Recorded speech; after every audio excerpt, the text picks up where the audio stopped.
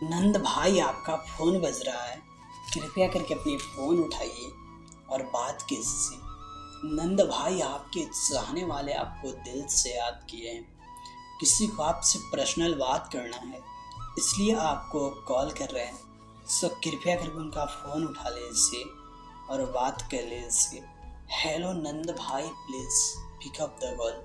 नंद भाई आप क्या कर रहे हो? आप कहाँ पर बिजी हो?